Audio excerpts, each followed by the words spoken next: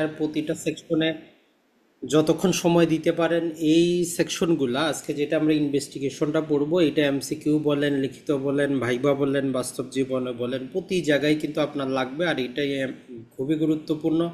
এটা থেকে আপনার এমসিকিউ, এটা থেকে আপনার লিখিত কিন্তু হবে। তাহলে আমাদের উচিত হবে যে শুধু সেকশনটা না পড়ে আসলে প্রক্রিয়াটা কি ওইটাকে অনুসরণ করা। মুখস্থ পরে হবে, আপনি যখন একটা জিনিস আগে বুঝবেন, বুঝার পরে সেটা অটোমেটিক আপনার মাথায় কিন্তু আসবে। আমরা শুধু মুখস্থ করে তো লাভ হবে না, যেহেতু আমাদের অনেক ক্রিয়েটিভ প্রশ্ন দেয়। কিছু সেকশন আছে যেটা আমরা নাম্বারটা মুখস্থ রাখার জন্য বলবো, বাকিটার ভিতরের জিনিসটাই আমাদের গুরুত্বপূর্ণ, বাকি কিন্তু অন্য কিছু না। তো প্রথমেই যে জিনিসটা মনে রাখবেন যে সিআরপিসি থেকে আমাদের ইনভেস্টিগেশন রিলেটেড যে সেকশনটা পাবো সেটা হচ্ছে যে আমাদের 154 থেকে নিয়ে 176 পর্যন্ত। এইখানে যতটুকু আমাদের সেকশন আছে, কথাবার্তা আছে, এটা সর্ব অবস্থায় গুরুত্বপূর্ণ। এইটাতে ফাঁকিবাজি করা যাবে না। এখানে সময় দিয়ে পড়বেন, প্রয়োজনে 2 বার 3 বার 10 বার আপনি পড়েন। আর এইটার মধ্যে এটা হচ্ছে যে আমাদের 14 নাম্বার চ্যাপ্টারের মধ্যে দেওয়া আছে। আর এটা হচ্ছে সেকশন হচ্ছে 154 থেকে নিয়ে 176 পর্যন্ত। তো আমরা আমাদের প্রথম ক্লাসে যেটা দেখেছি সেটা একটু মনে করার চেষ্টা করেন। ওভারভিউ ক্লাসে আমরা যেটা দেখেছিলাম যে আপনার চোখের সামনে আশেপাশে নিকটবর্তী যখন একটা অপরাধ ঘটে তখন আমরা কি যাই, থানার মধ্যে যাই।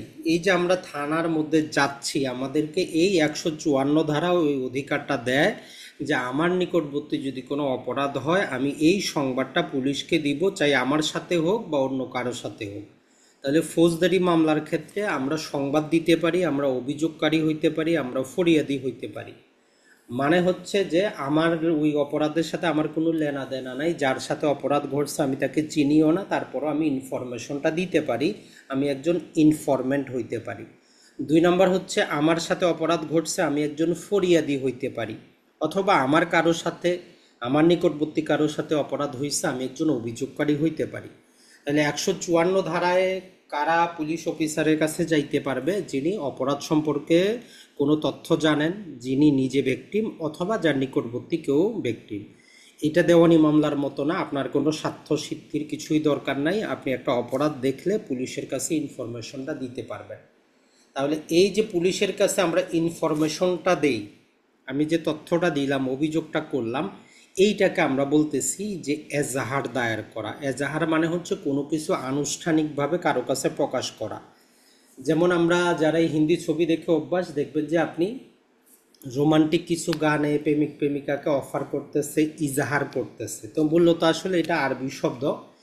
তো আমরা যদি জাস্ট একটা এফআইআর এবং এজাহারের মধ্যে আগে একটু পার্থক্য করার চেষ্টা করি। যেমন ধরেন যে আপনার সাথে একটা ঘটনা ঘটছে, তো আমরা অলরেডি কি জানি, আপনি মৌখিকভাবে থানায় গিয়ে বলতে পারেন, অথবা কি ঘটছে আপনি লিখিত আকারে সেটা জানাইতে পারেন। এই যে আপনি লিখিত আকারে যে জিনিসটা নিয়ে গেলেন যে আপনার সাথে এই অপরাধটা ঘটছে এতটা সময় এই জায়গায়, হয় আপনি অপরাধীকে চিনেন অথবা চিনেন না, এইটারই নাম হচ্ছে এজাহার। তার মানে আমরা এজাহার দায়ের করি কত ধারায়? 154। এই ধারা নাম্বারটা গুরুত্বপূর্ণ।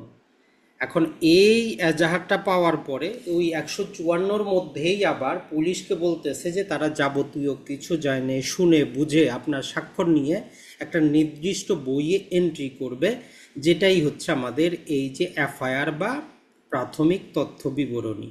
তাহলে এই যে আমাদের এফআইআর, এটার ফুল অ্যাব্রোভিয়েশনটাও আমাদের জানা প্রয়োজন। ফার্স্ট ইনফরমেশন রিপোর্ট, মানে ওই অপরাধ রিলেটেড সর্বপ্রথম যেই তথ্যটা আসছে সেটাই হচ্ছে আমাদের প্রাথমিক তথ্য বিবরণী।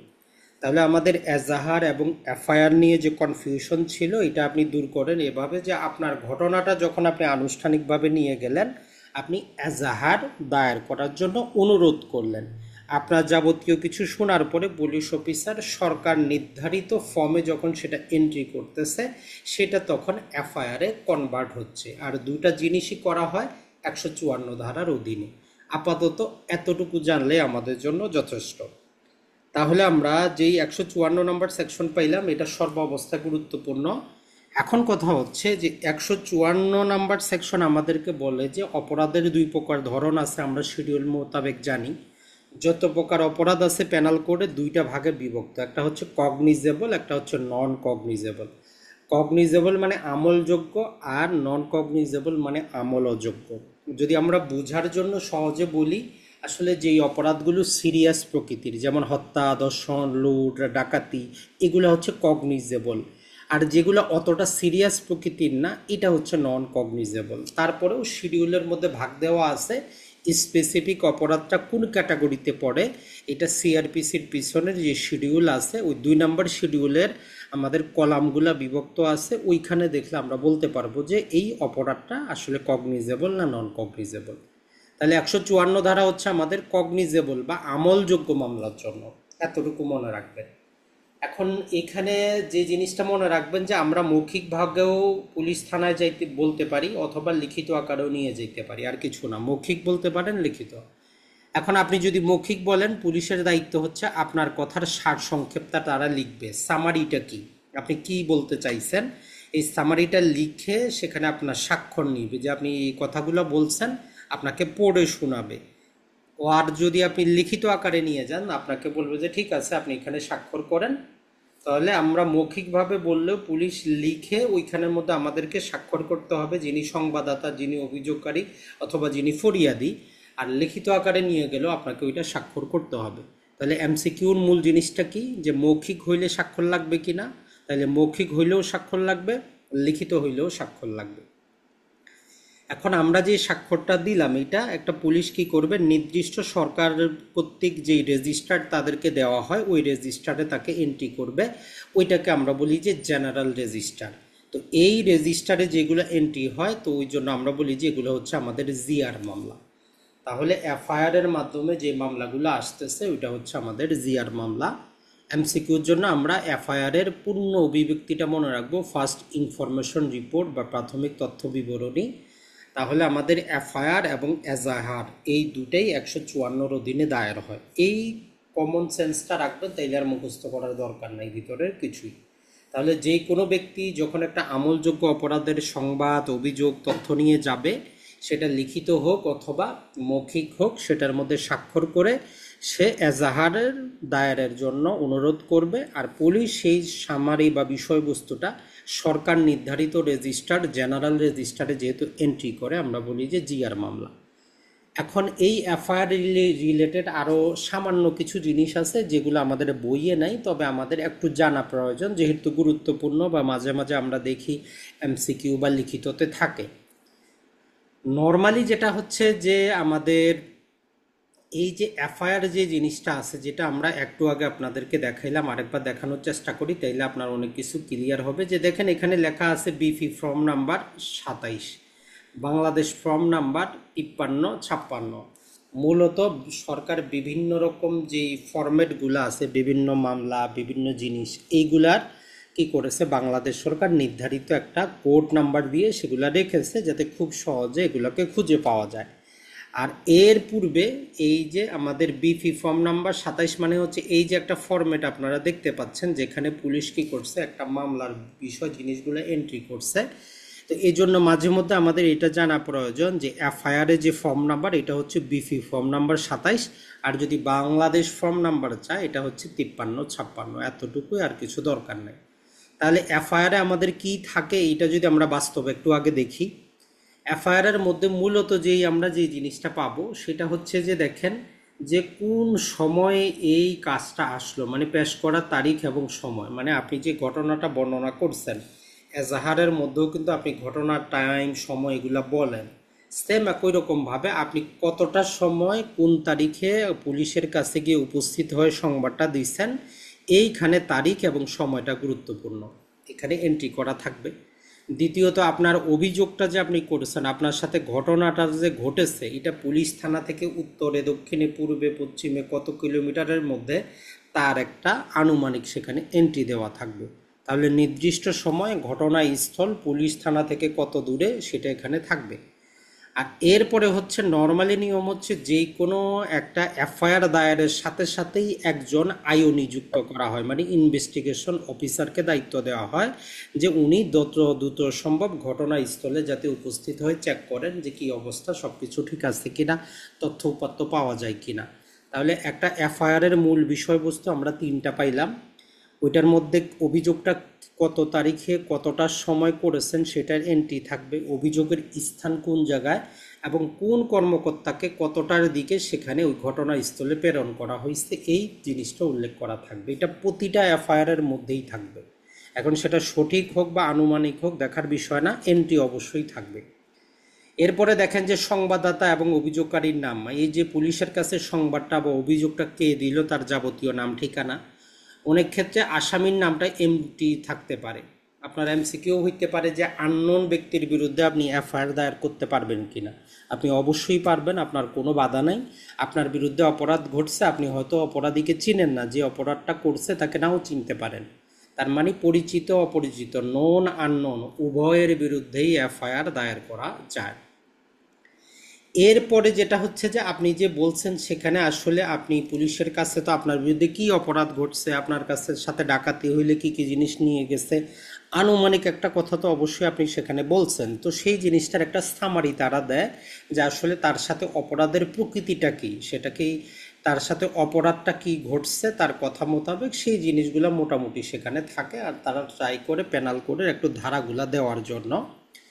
এরপরে যেটা হচ্ছে যে এখানে বলা হচ্ছে যে যদি বিলম্বে হয়, যেমন ধরেন যে 10 দিন পূর্বে আপনার সাথে একটা অপরাধ ঘটছে, আমলযোগ্য অপরাধ, আপনি 10 দিন পরে গেলেন, তাহলে এই যে আপনি নর্মালি নিয়ম হচ্ছে আপনার বিরুদ্ধে যখনই কগনিজেবল অফেন্স ঘটবে আপনি সাথে সাথে আইন শৃঙ্খলা বাহিনীর কাছে যাবেন।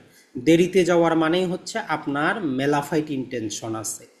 যেমন ধরেন যে একটা ধর্ষণ মামলার ক্ষেত্রে একজন দোষিতা যদি ধর্ষণের সাথে সাথে 1-2 ঘন্টার মধ্যে পুলিশ থানায় যায়, তাহলে আইনগতভাবে ধরে নেয় যে আসলেই তার কাছে অপরাধটা ঘটছে। এখন 2 মাস পূর্বের ধর্ষণ মামলা নিয়ে যখন আপনি যাবেন, সাধারণভাবেই প্রশ্ন উঠবে যে আপনি হয়তো তাদের সাথে নানা প্রকার নেগোসিয়েশন করছেন, অথবা অন্য কিছু মেলাফাইড ইন্টেনশন আছে, যখন সমঝোতা হয় নাই ভাই আপনি তাদেরকে ফাঁসানোর জন্য আসছেন। এই জন্য একটা কলম রাখা হয়েছে যে আপনার দেরির কারণটা কি, আপনি কেন 2 মাস পরে আসলেন, দেরির কারণটা আপনারে ব্যাখ্যা করতে হবে যে কি কারণে আপনি দেরিতে আসলেন।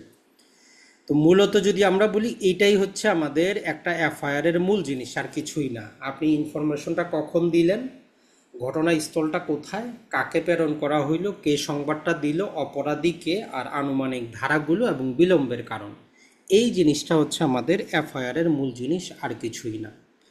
এখন আমরা যদি দেখি পরবর্তীতে আর আমাদের এই 154 ধারা রিলেটেড মোটামুটি অনেক রকম প্রশ্ন হয়, এই জন্য আমরা সময়টা একটু বেশি নিচ্ছি এ ধারার মধ্যে। তাহলে এই যে আমাদের এফআইআরটা শুধুমাত্র সিআরপিসি দিয়ে কন্ট্রোল করা যায় না, পুলিশকে তার পুলিশ রেগুলেশন আছে। আমরা জানি বেঙ্গল পুলিশ রেগুলেশন আছে 1943, সহজে বলি যে আমরা পুলিশ প্রবিধান। তো এই যে এফআইআর রিলেটেড আরও যত প্রকার কথাবার্তা এগুলো আমাদের পিআরবি বলি আমরা সংক্ষেপে, এটা 253 নম্বর যে বিধানের মধ্যে দেওয়া আছে। তো এই জিনিসটা আমরা একটু মনে রাখতে পারি। আর পূর্বে প্রতিটাই যে জেনারেল রেজিস্টার যেগুলো জিআর মামলা রেজিস্টার ছিল, এটা 5 কপিতে হইতো। যেমন দেখবেন যে দোকান থেকে আপনি শপিং করলে আপনাকে একটা যদি রসিদ দেয় তার একটা কার্বন কপি তাদের কাছে থাকে। একই রকমভাবে এফআইআরের ক্ষেত্রে প্রতিটা পাতা 5টা করে কপিযুক্ত, বর্তমানে কমিয়ে 3টা করে করা হয়েছে কিছু থানায়। তবে নিয়ম হচ্ছে ম্যানুয়াল অনুযায়ী প্রতিটা এফআইআরের 5 পাতা করে থাকে। একবার এন্ট্রি করার পরে বিভিন্ন জায়গায় 1 কপি আদালতে পাঠাইতে হয়, 1 কপি ওই বইয়ের মধ্যে থাকে, 1 কপি পুলিশ সুপারের কাছে পাঠাইতে হয়, 1 কপি ডিস্ট্রিক্ট ম্যাজিস্ট্রেটের কাছে পাঠাইতে হয়, 1 কপি তদন্ত কর্মকর্তার হাতে থাকে, এরকম 5 কপি যুক্ত থাকে। জাস্ট এতটুকু জানবেন, আর কিছু দরকার নেই। এখন আসি আমরা এফআইআর রিলেটেড সাক্ষ্য আইনের সাথে যে এমসিকিউগুলো আমাদের আসে। তাহলে এফআইআর এর সাথে সাক্ষ্য আইন রিলেটেড যে এমসিকিউগুলো আমাদের আসে দুটো একসাথে আমরা পড়ে নিব। এখানে হচ্ছে যে আমাদের এই যে এফআইআরটা, এইটা সাক্ষ্য আইনের কোন ধারায় প্রাসঙ্গিক। প্রথমে আপনি চিন্তা করতে পারেন এফআইআরটা সাক্ষ্য আইনের তাহলে কোন ধারায় প্রাসঙ্গিক। তো দেখেন সাক্ষ্য আইনের 7 ধারায় কিন্তু প্রাসঙ্গিক, আমাদের 8 ধারায়ও প্রাসঙ্গিক। সেটা আমাদের কিভাবে প্রাসঙ্গিক আপনি একটু নিজে চিন্তা করেন। 35 ধারায় প্রাসঙ্গিক, 47 ধারায়ও প্রাসঙ্গিক। সাক্ষ্য আইনের 7 ধারায় আমরা কি জানি যে একটা ঘটনা যে ঘটলো সেটার কজটা কি, ফলাফলটা কি। 8 ধারা আমাদের মোটিভ চার্জ ছিল। এই এফআইআরের মধ্যেই তো আপনি বলে দেন যে তার সাথে আপনার ঝগড়া হয়েছিল 2 দিন আগে, তারপরে আজকে আসে সে আপনাকে এই কাজটা করছে। তার মানে আপনি একটা ঘটনা, একটা মোটিভ কিন্তু উল্লেখ করতেছেন। তাহলে এফআইআরটা আমাদের সাক্ষ্য আইনের 7 ধারাও প্রাসঙ্গিক হইতে পারে, 8 ধারাও প্রাসঙ্গিক হইতে পারে। 35 ধারায় যেহেতু এই সাক্ষ্য আইনটার যেই জায়গায় আমরা এন্ট্রি করতেছি, এটা প্রতিদিনের একটা ডেইলি রেজিস্টার তারা মেনটেন করে, যতটা আমলযোগ্য মামলা আসে, তো এটা একটা সরকারি রেজিস্টারে এন্ট্রি হয়। তার মানে 35 ধারা মোতাবেক এটা প্রাসঙ্গিক। টোটাল এফআইআরের জেনারেল রেজিস্টারটা প্রাসঙ্গিক। ওইখানে যে আপনি স্বাক্ষরটা করছেন, প্রতিটা সংবাদদাতাকে এফআইআরে স্বাক্ষর করতে হয়, তাহলে ওই 47 ধারায় ওইটা তার স্বাক্ষর কিনা ওই জিনিসটাও আমরা প্রাসঙ্গিক করতে পারি। তাহলে এফআইআরটা আমাদের এই সাক্ষ্য আইনের এই ধারাগুলোতে প্রাসঙ্গিক। 2 নম্বরে আপনার এমসিকিউ হইতে পারে যে এফআইআরটা আমাদের কি, এটা কি একটা সরকারি দলিল কিনা। এটা 74 ধারা মোতাবেক একটা হচ্ছে পাবলিক ডকুমেন্ট। তাহলে এফআইআর হচ্ছে একটা আমাদের পাবলিক ডকুমেন্ট। এই এফআইআরটা আমরা 145 ধারায় কি করতে পারি, আমরা কন্ট্রাডিকশনের কাজে ব্যবহার করতে পারি। যে যিনি সংবাদদাতা উনি এফআইআরে এক কথা বলতেছেন, আজকে আদালতে এসে ভিন্ন কথা বলতেছেন। অথবা আমরা কি করতে পারি, 157 ধারা মোতাবেক তাকে আমরা কোরোবোরেশন করতে পারি, সমর্থন করতে পারি যে আমি ঘটনার সাথে সাথে এফআইআরে যা কথা বলতেছি আজকে সেম একই কথা বলতেছি। তাহলে একটা এফআইআর রিলেটেড এই জিনিসগুলো যদি আমরা একটু বোঝার চেষ্টা করি, তাহলে এমসিকিউ যেভাবেই হোক আমাদের কোনো সমস্যা কিন্তু হবে না। এরপরে আরেকটা জিনিস যেটা মনে রাখবেন, এফআইআর নিজে কোনো সাবস্টেন্টিভ এভিডেন্স না, কোনো মূল বা একদম কনক্লুসিভ প্রুফ এমন কিছুই না। তাহলে এফআইআরটা নিজে কোনো সাবস্টেন্টিভ এভিডেন্স না, আমরা বলতে পারি যে কনক্লুসিভ প্রুফ না, এইটা কোনো তথ্যগত মূল্যগত সাক্ষ্য না। মানে শুধুমাত্র এফআইআরটার উপরে ভিত্তি করেই কোনো জাজমেন্ট হইতে পারে না, এটা একটু মনে রাখবেন। তাহলে শুধুমাত্র এফআইআরের উপর ভিত্তি করে কোনো জাজমেন্ট হইতে পারে না। আর একটা হচ্ছে যে এফআইআর পুলিশ কি স্বেচ্ছায় করতে পারে কিনা, সো মোটো, মানে পুলিশ নিজে থেকে নিজে এফআইআর করতে পারে কিনা। তো এটা হচ্ছে হ্যাঁ, পুলিশ নিজে থেকে নিজেও সো মোটো হয়ে কি করতে পারে, একটা এফআইআর দাখিল করতে পারে। তাহলে আমরা এই টোটাল যে জিনিসগুলো পড়লাম, এটাকে যদি আমরা এক লাইনে সামারি করি, একটা অপরাধ যখন হইল, ওই অপরাধটা যদি আমলযোগ্য অপরাধ হয়, তার সংবাদ বলি, তথ্য বলি, অভিযোগ বলি, যেটাই হইতে পারে, সেইটা আমরা এজাহার আকারে 154 ধারার অধীনে পুলিশের কাছে নিয়ে গেলাম। পুলিশ আমাদের কথা শুনে সরকারের নির্ধারিত বই, যেটা জেনারেল রেজিস্টারে লিপিবদ্ধ করলো, মানে ওই মামলার এফআইআরটা দায়ের হয়ে গেল। তাহলে দেখেন, এফআইআর শব্দটা যদিও মাত্র আমাদের 3টা অক্ষর আছে, কিন্তু অনেক জিনিস অন্তর্ভুক্ত।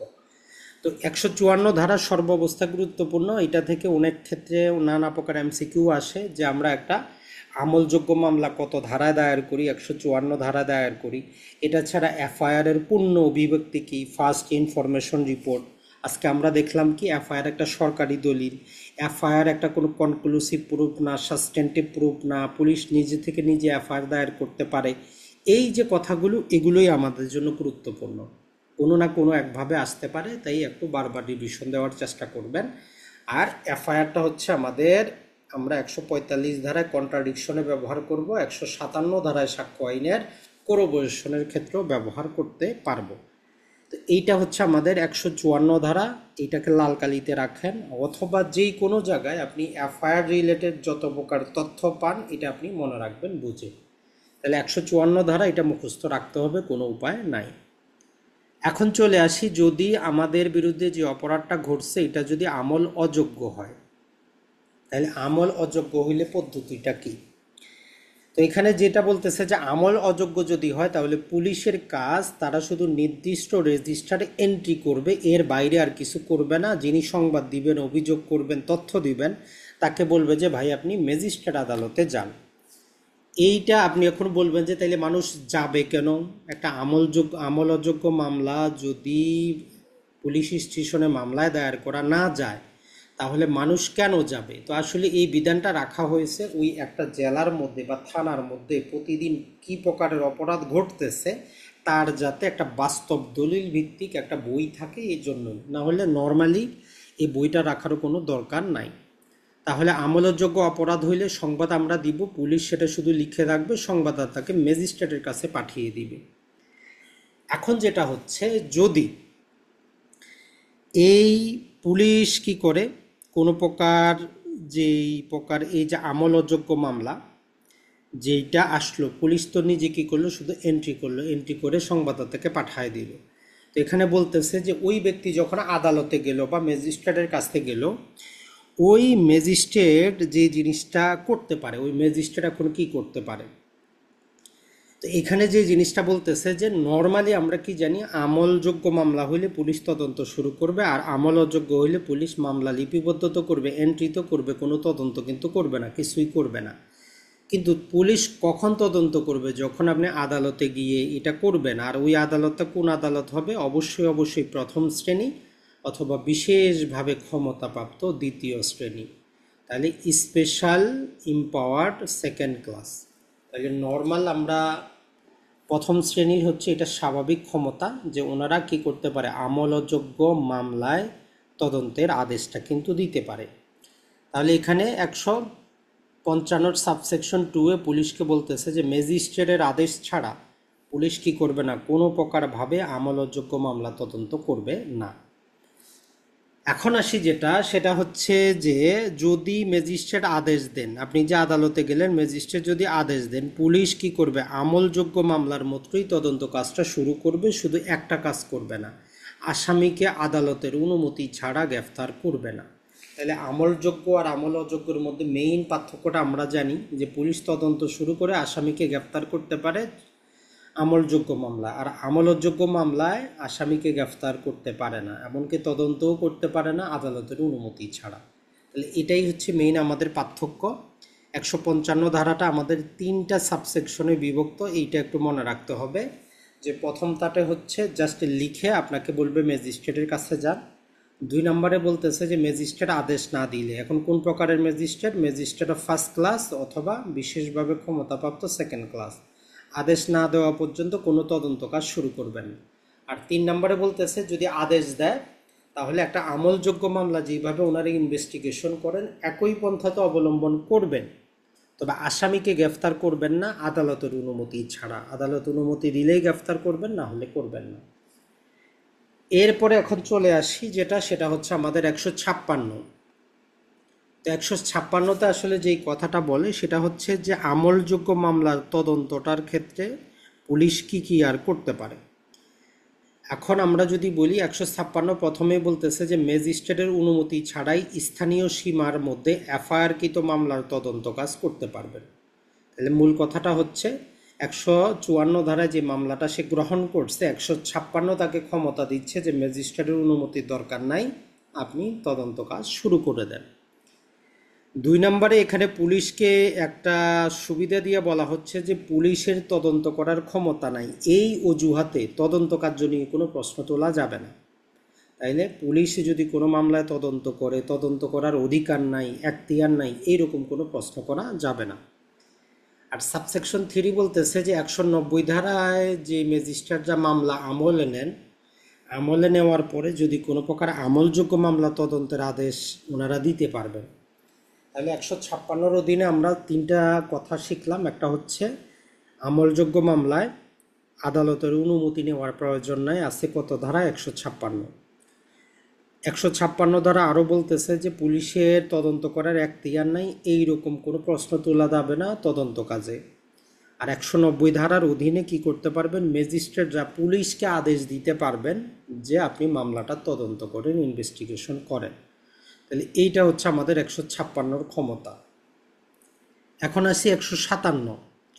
157 তো বলতেছে যে আমলযোগ্য অপরাধের সন্দেহ হলে, তো এটাও আমাদের একটা এমসিকিউ ছিল সম্ভবত গতবারের আগের বার, যে পুলিশ যদি একটা আমলযোগ্য মামলা নিয়ে সন্দেহ করে যে এরকম একটা অপরাধ ঘটছে, তাহলে পুলিশ কি করবে, বা পুলিশ কত ধারার অধীনে এফআইআর দাখিল করতে পারে। তো এখানে বলতেছে যে আমলযোগ্য অপরাধ নিয়ে সন্দেহ হলে প্রথমে তারা যেটা করবে, রিপোর্ট বানিয়ে ম্যাজিস্ট্রেটের কাছে পাঠাইতে হবে, যাতে যেই ম্যাজিস্ট্রেটরা তাদের মামলাটা আমলে নেবেন। তাহলে যদি কোনো পুলিশ মনে করে যে না, এই জায়গায় একটা কগনিজেবল অপরাধ ঘটছে, কেউ কোনো অভিযোগ দায়ের করে নাই, কোনো সংবাদ আসে নাই, কিন্তু পুলিশের নিজের থেকে কি হইল, একটা সন্দেহ হইল, তো এইরকম ক্ষেত্রে তারা ওই সন্দেহের কারণ রিলেটেড একটা রিপোর্ট তৈরি করে ম্যাজিস্ট্রেটের কাছে পাঠাবে। এটা হচ্ছে একটা নিয়ম, যে তারা ম্যাজিস্ট্রেটের কাছে সংবাদটা জানাবে যে এইরকম একটা কগনিজেবল অফেন্সের আমরা আশঙ্কা করতেছি। আর পাশাপাশি যেটা বলতেছে যে ঘটনাস্থলে পাঠাবেন যে কাউকে ঘটনার সত্যতা অনুসন্ধান করার জন্য, কি পরিস্থিতি অবস্থাটা কি সেটা যাচাই বাছাই করার জন্য, অপরাধীকে চিহ্নিত করে গ্রেফতার করার জন্য। তো 157 দ্বারা মনে রাখবেন দুইটা জিনিস করে, একটা হচ্ছে ওই যে 154 আর 56তে আমলযোগ্য মামলার যে সংবাদ পাইল তদন্ত করার অধিকার দিল সেইটার অবস্থা বর্ণনা করতেছে। আর এই প্রথম অংশে শুধু পৃথক একটা কথা বলে যে কোনো অপরাধ নিয়ে যদি আমলযোগ্য মামলার সন্দেহ হয় তাহলে তারা কি করবে। তাহলে 157 দুইটা কথা বলে দুইটা একসাথে মিক্স করলে কিন্তু আপনি ভুল বুঝবেন। প্রথম অংশ হচ্ছে আমলযোগ্য মামলার যদি তারা সন্দেহ করে, আর দ্বিতীয় অংশটা হচ্ছে যে যেই কোনো আমলযোগ্য মামলা যখন দায়ের হইল ঘটনাস্থলে কাউকে পাঠাবে, সত্যতা যাচাই করবে, অনুসন্ধান করবে, পরিস্থিতি যাচাই করবে, এভিডেন্স কালেক্ট করবে, আসামিকে পাওয়া গেলে গ্রেফতার করবে। তবে এখানে দুইটা ব্যতিক্রম দেওয়া আছে। প্রথমে ব্যতিক্রম হচ্ছে যদি কোনো এফআইআরে নির্দিষ্ট ব্যক্তির নাম উল্লেখ করা থাকে, আসামির নাম উল্লেখ করা আছে, আসামিকে পুলিশ চিনে এবং অপরাধের ধরনটা এতটা গুরুতর কিছুই না, তাহলে যখন আপনি কোনো এফআইআর দায়ের করলেন নর্মাল নিয়ম হইল ঘটনাস্থলে কাউকে পাঠাইতে হবে।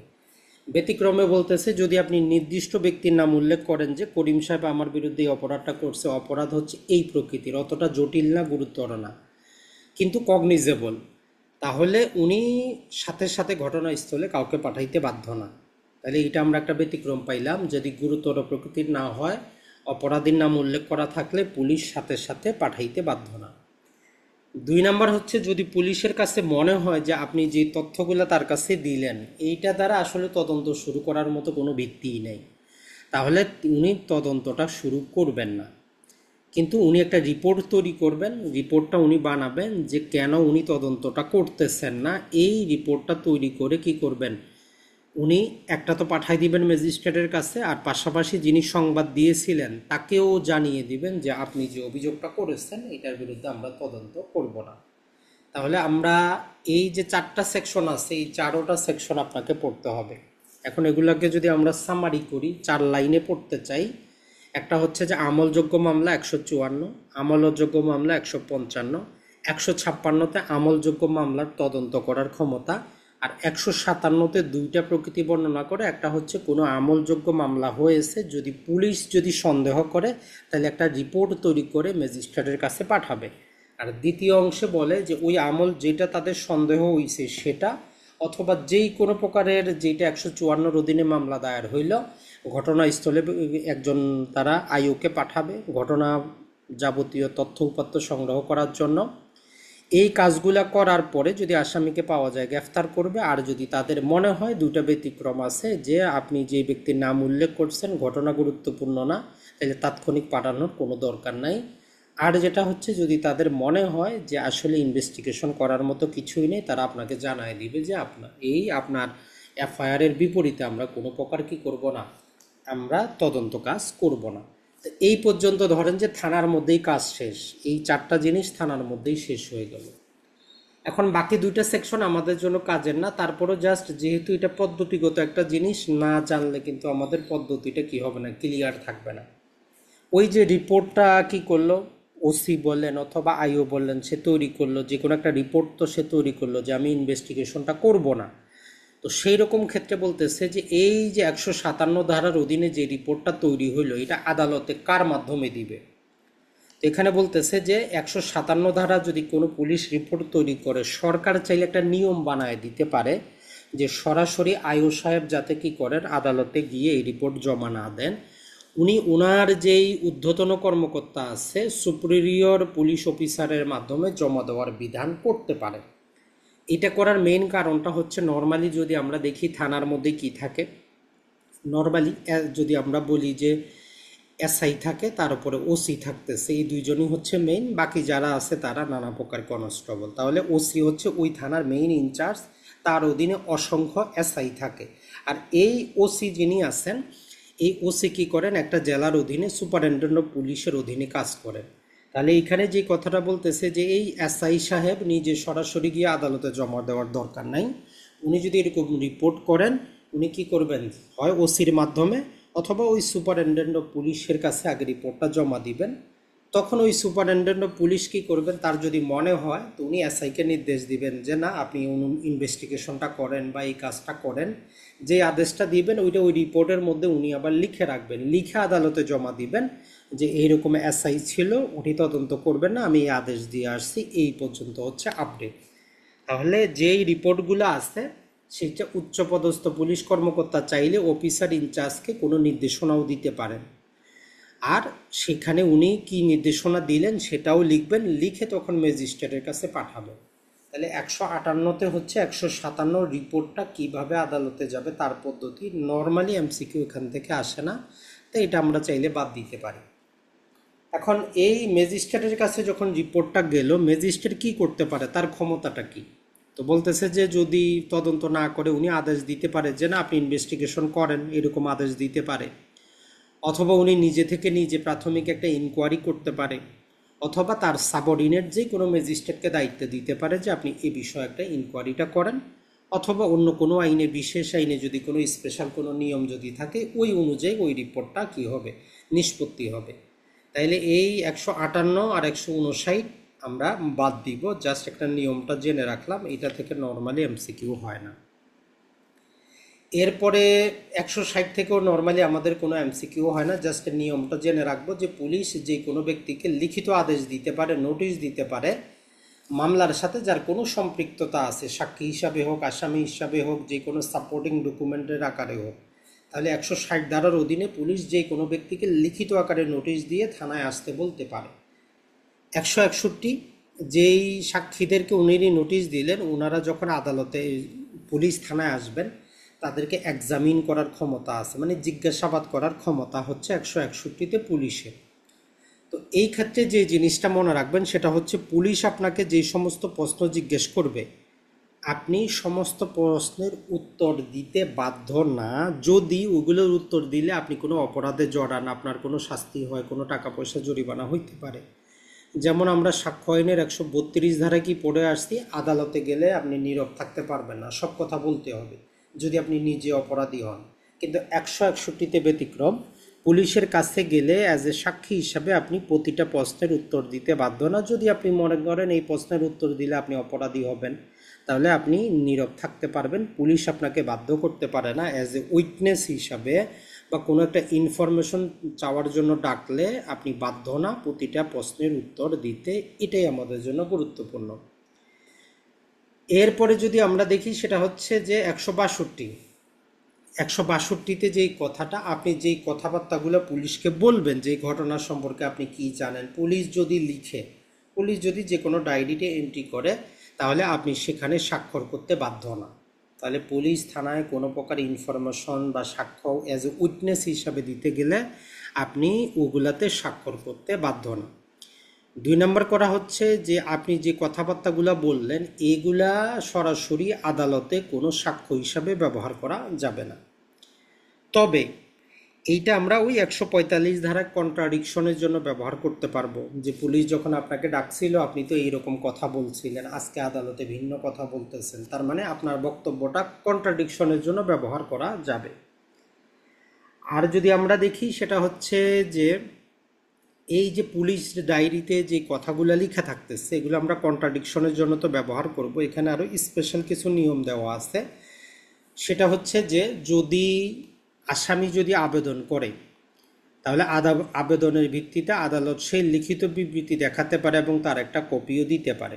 ধরেন পুলিশ অফিসারের কাছে আপনি কি করছেন, কথাবার্তা বলছেন, পরবর্তীতে মামলায় দেখা গেল যে পুলিশ ওইটা স্মৃতি পুনরুজ্জীবিত করলো, যেটা আমরা জানি সাক্ষ্য আইনে আমরা পড়ে আসছি মেমোরি রিফ্রেশ করা। ওই মেমোরি রিফ্রেশ যদি করে তাইলে এই পুলিশ ডায়েরি থেকে আপনি ওই জিনিসগুলো আসামি জানতে চাইতে পারে, সেগুলো সে দেখতে চাইতে পারে, তাকে আদালত কি করতে পারবে না, বাধ্য না দিয়ে থাকতে পারবে না। তবে এখানে ব্যতিক্রম আছে যে আদালত যদি মনে করে ওই পুলিশ ডায়েরিতে এমন কোনো তথ্য আছে যেটা মামলার সাথে সরাসরি সম্পৃক্ততা নাই, যেটা আসামির জানা প্রয়োজন নাই, অথবা যেটা প্রকাশ করলে একটা জনস্বার্থের ক্ষতি হবে, তাহলে ওই পুলিশ ডায়েরির ওই অংশটা বাদ দিয়ে বাকি জিনিসগুলো আপনাকে সার্টিফাইড কপি দিতে পারে।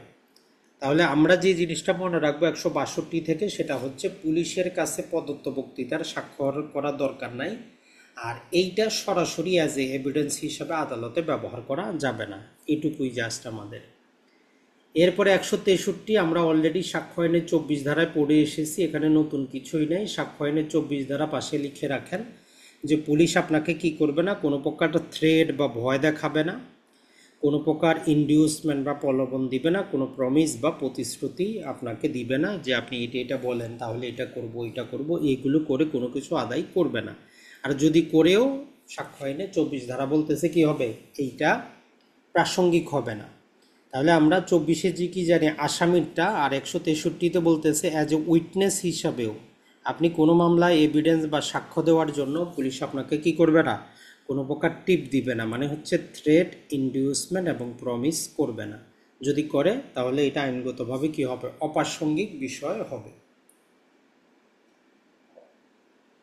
এরপরে আসি যেই সেকশনটা আমাদের মনে রাখতে হবে। তাহলে আমরা কয়টা সেকশন মনে রাখতেছি, একটা হচ্ছে আমাদের 154 যে ধারায় মামলা হইল। এরপরে যদি আমরা দেখি যে আমরা 154 মনে রাখবো আর সাথে সাথে 155 মনে রাখবো, এই দুটো আমাদের গুরুত্বপূর্ণ। আর 156-তে আর 157, এই চারটা। আর চলে আসবে আমাদের এই 164। এখন এই 164-র মূল বিষয়টা আগে মনে রাখবেন। 164 যদিও পুলিশের ইনভেস্টিগেশনের মধ্যে আমরা পড়তেছি, এটার ক্ষমতা হচ্ছে কার, ম্যাজিস্ট্রেটের। তাহলে 164 বলতেছে যেই কোনো স্টেটমেন্ট বা বক্তব্য, যেই কোনো প্রকার কনফেশন বা দোষ স্বীকার। তাহলে এমসিকিউ যদি আসে যে 164 ধারায় কি করা হয়, কনফেশন করা হয়, স্টেটমেন্ট নেওয়া হয়, উভয়টাই করা হয়, কোনোটাই করা হয় না, তাহলে সঠিক অ্যান্সার হবে দোনোটাই। স্টেটমেন্ট বা বক্তব্য, কোনো প্রকার কনফেশন বা দোষ স্বীকার, উভয়টাই রেকর্ড করা হয়। তাহলে কে রেকর্ড করেন, এটা করেন ম্যাজিস্ট্রেট। তাহলে 164 ধারাটা আমাদের জন্য গুরুত্বপূর্ণ, এটা সেকশন নাম্বারটা মনে রাখবো, হাইলাইট করে রাখবো। এই রিলেটেড যত কিছু আছে সব কিছু আমরা বুঝবো। তাই 164 ধারার যে জবানবন্দিটা নিবেন, প্রথমেই আপনি নিজেকে প্রশ্ন করেন এটা কারা নিতে পারবেন। 1 নম্বর, পুলিশ তো পারবে না, তাহলে নিতে পারবেন কারা, তাহলে ম্যাজিস্ট্রেট নিতে পারবেন। যদি ম্যাজিস্ট্রেট তো এখন 3 প্রকারের আছে, তাহলে কোন প্রকারের পারবেন নিজেকে আপনি প্রশ্ন করেন। তাহলে প্রথমেই বলতেছে যে ম্যাজিস্ট্রেট অফ ফার্স্ট ক্লাস, প্রথম শ্রেণীর ম্যাজিস্ট্রেট। আর মেট্রোপলিটন ম্যাজিস্ট্রেট তো বাই ডিফল্ট প্রথম শ্রেণীর, পৃথক করে মনে রাখার কিছুই নেই। তাহলে প্রথম শ্রেণীর ম্যাজিস্ট্রেট তার অর্ডিনারি ক্ষমতায় সাক্ষ্য গ্রহণ করতে পারবেন, এই দোষ স্বীকারটা রেকর্ড করতে পারবেন। আর যদি দ্বিতীয় শ্রেণী হয় তাহলে তাদেরা স্পেশালি ইম্পাওয়ার হবে, বিশেষভাবে যদি ক্ষমতা দেওয়া থাকে তবেই নিতে পারবে, না হলে কিন্তু না। তাহলে আমরা দুইটা এমসিকিউ পাইলাম। একটা হচ্ছে জবানবন্দি রেকর্ড করা হয় 164 ধারায়, কারা করতে পারেন, ম্যাজিস্ট্রেট অফ ফার্স্ট ক্লাস অথবা বিশেষভাবে ক্ষমতাপ্রাপ্ত সেকেন্ড ক্লাস। এই 164 ধারায় কতক্ষণ পর্যন্ত বা কোন স্তর পর্যন্ত রেকর্ড করা যায়, বিচার শুরু হওয়ার আগ পর্যন্ত, অ্যাট এনি স্টেজ, যতক্ষণ পর্যন্ত ট্রায়াল শুরু না হচ্ছে তার পূর্ব পর্যন্ত 164 ধারা ব্যবহার হবে। তাইলে নর্মাল হচ্ছে তদন্ত চলাকালীন, আর হচ্ছে যে বিচার শুরু হওয়ার পূর্ব পর্যন্ত, মানে ট্রায়াল স্টার্ট হওয়ার পূর্ব পর্যন্ত 164 ধারায় প্রথম শ্রেণী বা স্পেশাল ক্ষমতাপ্রাপ্ত দ্বিতীয় শ্রেণী যে কোনো বক্তব্য, যে কোনো দোষ স্বীকার। এখন আমরা জানি যে যে কোনো বক্তব্য কেন রেকর্ড করা হবে। এখন ধরেন যে একটা অপরাধ ঘটছে, অপরাধে কিছু সাক্ষী আছে, সাক্ষী অনেক বৃদ্ধ লোক, অনেক অসুস্থ লোক, সে যে কোনো সময় মারা যাইতে পারে। এখন ওই সাক্ষীর সাক্ষ্য গ্রহণটা তো আপনার করে রাখা দরকার, না হলে তো সে মারা যাবে। তখন আপনি এই 164 ধারায় কী করতে পারেন, ম্যাজিস্ট্রেটের কাছে অ্যাপ্লিকেশন দিতে পারেন যে এই সাক্ষীর সাক্ষ্যটা, বক্তব্যটা আপনি রেকর্ড করে রাখেন, কারণ সাক্ষী মারা যাইতে পারে বা সাক্ষী দেশ ছেড়ে চলে যাচ্ছে। এই রকম অবস্থা হইলে আমরা 164-তে কী করতে পারি, যেই কোনো সাক্ষীর বক্তব্যগুলো রেকর্ড করায়ও কিন্তু রাখতে পারি। এখন আসি আমরা এই সাক্ষ্য গ্রহণটা কিভাবে হবে তার প্রক্রিয়াটাও দেওয়া আছে। এই যে জবানবন্দি রেকর্ড করা হবে, আসামির দোষ স্বীকার রেকর্ড করা হবে, এটা কিভাবে হবে, প্রক্রিয়াটা কেমন। এখানে বলতেছে যে 1 নম্বর কন্ডিশন যেটা দিচ্ছে যে রেকর্ড এমনভাবে হবে যা মামলার পরিস্থিতির জন্য সবচেয়ে উপযুক্ত হয়, এমন পরিস্থিতি, সুইটেবল একটা এনভায়রনমেন্ট তৈরি করবে। এর নিয়মটা হবে 364 ধারার রেকর্ডের নিয়ম অনুযায়ী। 364-তে কী আছে আমরা তখন পাবো যে আদালতে ধরেন যে কোনো সাক্ষী যেই ভাষায় কথা বলবে, যেই ভাষায় উত্তর দিবে, ওই ভাষায় রেকর্ড করতে হবে। ধরেন যে আপনি আঞ্চলিক ভাষায় কথা বলেন, আপনাকে একজন সাক্ষী হিসাবে ডাকা হইল। আপনি যদি আপনার আঞ্চলিক ভাষায় যদি উত্তর দেন, তাহলে কোট আনকোট আপনার ওই আঞ্চলিক ভাষায় কিন্তু আদালতের নথিতে ইনক্লুড করা থাকবে। তো এই জন্য একজন আসামি যখন দোষ স্বীকার করে বা কেউ বক্তৃতা দেয়, সে যে ভাষায় কথাগুলো বলবে সেখানে কোনো শুদ্ধ বা ইংরেজি না, সে যেই আঞ্চলিক ভাষায় কথা বলবে অ্যাজ ইট ইজ, এটা সেখানে কি করতে হবে, রেকর্ড করতে হবে, যেটা আমরা এই 364-তে কিন্তু পাবো। আর এই যে রেকর্ড করা হলে, যখন একটা 164 ধারায় কি করা হইল, একটা জবানবন্দি বা কোনো প্রকার দোষ স্বীকার রেকর্ড করা হইল, এইটা রেকর্ড করার পরের ধাপটা কি? এখন এই ক্ষেত্রে মূল জিনিসটা হচ্ছে, পরের ধাপ হইল যেই ম্যাজিস্ট্রেটের কাছে এই মামলার ইনকোয়ারি এবং ট্রায়াল হবে তার কাছে পাঠায় দিব। তো এখানে একটা আমাদের প্রশ্ন আসতে পারে, তাহলে যেই ম্যাজিস্ট্রেট সাক্ষ্য গ্রহণটা করলো তার এতটুকু দরকার নাই যে সেই মামলা তার বিচার করতে হবে। তো এই জন্য একটা ব্যাখ্যা আমাদের যুক্ত করা আছে যে বিচার করার ক্ষমতা নাই ম্যাজিস্ট্রেটের এই মামলার, এটা কোনো অজুহাত না। মানে হচ্ছে যে ধরলাম আমরা ঢাকাতে একটা ম্যাজিস্ট্রেট কারো একটা কি করলো, দোষ স্বীকারোক্তি নিল, মামলাটা বিচার হবে আসলে রংপুরে। তো নর্মালি ঢাকার ম্যাজিস্ট্রেটের কোনো এখতিয়ার নাই এই মামলাটা বিচার করার। এখন বিচার করার এখতিয়ার নাই বলে যে উনি স্বীকারোক্তি নিতে পারবেন না, এটা কোনো কথা না। উনি কি করতে পারবেন, 164-র প্রথম অংশে বলছে উনি রেকর্ডটা করবেন, করে কি করবেন, ওই রংপুরের ম্যাজিস্ট্রেটের কাছে পাঠায় দিবেন, যিনি ওই মামলার ইনকোয়ারি অথবা ট্রায়াল করতে পারেন। এখন যেটা হচ্ছে, এখানে আরও কন্ডিশন আছে, যেই ব্যক্তি দোষ স্বীকার করবেন, এখানে এখন স্টেটমেন্ট বাদ, এখন শুধু কনফেশন আসছে। যিনি দোষ স্বীকার করবেন ম্যাজিস্ট্রেটের কাছে, ম্যাজিস্ট্রেটের দায়িত্ব হচ্ছে তাকে আগে জানিয়ে দিবেন যে ভাই আপনি দোষ স্বীকার করতে বাধ্য না, আপনি যেইটা স্বীকার করবেন এইটাই আপনার বিরুদ্ধে আমরা আদালতে ব্যবহার করব। তার মানে যেই কোনো দোষ স্বীকারের ক্ষেত্রে ম্যাজিস্ট্রেটের এটা কর্তব্য, উনি আসামিকে কি করবেন, জানিয়ে দিবেন যে আপনি দোষ স্বীকার করতে বাধ্য না, তারপরেও যদি আপনি স্বীকার করেন এইটা আদালতে আপনার বিরুদ্ধে আমরা ব্যবহার করব। দ্বিতীয় কন্ডিশনটা হচ্ছে যে ম্যাজিস্ট্রেট নিজে থেকে নিজে সন্তুষ্ট হবেন এই যে আসামি আসলে দোষ স্বীকার করতেছে, পারিপার্শ্বিক অবস্থাটা বিবেচনা করে দেখবেন যে আসলে কি উনি স্বেচ্ছায় করতেছেন না কোনো প্রকার চাপে পড়ে দোষ স্বীকার করতেছেন, এটা ম্যাজিস্ট্রেট নিজে থেকে নিজে সন্তুষ্ট হবেন। হওয়ার পরে উনি একটা মেমোরান্ডাম লিখবেন। ওই মেমোরান্ডামে কি লিখবেন সেটাও কিন্তু আমাদের সিআরপিসিতে দেওয়া আছে, যেটা নর্মালি এমসিকিউতে আমাদের কাজের না। ওইখানে কিছুই না, তার নিজের নাম বলে যে আমি ম্যাজিস্ট্রেট এতটার দিকে এই জায়গায় এসেছি, এই হচ্ছে আসামি, তাকে দেখে শুনে আমার মনে হয়েছে যে স্বেচ্ছায় সে স্বীকারোক্তি দিচ্ছে, তাকে আমি জানিয়ে দিয়েছি যে সে দোষ স্বীকার করতে বাধ্য না করলে এটা তার বিরুদ্ধে ব্যবহার করা হবে। এগুলো বলার পরেও তারপরে গিয়ে সে দোষ স্বীকার করতেছে, এই কথাটাই দেওয়া আছে, আর কিছু না। তাহলে আমরা 164 নাম্বার সেকশনটা আমাদের জন্য সবচেয়ে বেশি গুরুত্বপূর্ণ। এটা বইয়ের ভাষা বাদ দিয়ে আপনি নিজে চিন্তা করবেন যে 164 ধারায় প্রয়োগ করতে পারে কারা, পুলিশও পারে না, আদালতও পারে না। মনে রাখবেন, পুলিশও পারে না, আদালতও পারে না, পারে কি শুধু ম্যাজিস্ট্রেট অফ ফার্স্ট ক্লাস অথবা স্পেশালি ক্ষমতাপ্রাপ্ত সেকেন্ড ক্লাস। এরা কি করবে, বিচার ট্রায়াল শুরু হওয়ার আগ পর্যন্ত যেই কোনো আসামি যদি কোনো দোষ স্বীকার করতে চায়, কোনো বক্তব্য দিতে চায়, সেটা রেকর্ড করার ক্ষমতা তাদের আছে। আর রেকর্ডের প্রক্রিয়াটা তো আমরা দেখলাম যে আসামিকে জানিয়ে দিবে সে দোষ স্বীকার করতে বাধ্য না। তাহলে 164 নাম্বার একদম লাল কালিতে রাখেন, এটা সব সময় আপনি পড়বেন, এটা বুঝেন কিনা এটা একটু চিন্তা করবেন। এরপরে 165 আর 66 এগুলো না পড়লেও চলে, এখানে পড়ার মতো কিছুই নেই।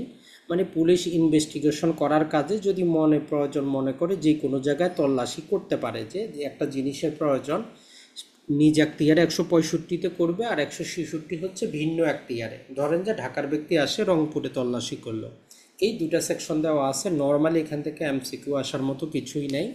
জাস্ট এতটুকু জেনে রাখবেন যে পুলিশ 165-র অধীনে নিজ এখতিয়ারে তল্লাশি করতে পারে, আর 166-র অধীনে ভিন্ন এখতিয়ারে তল্লাশি করতে পারে।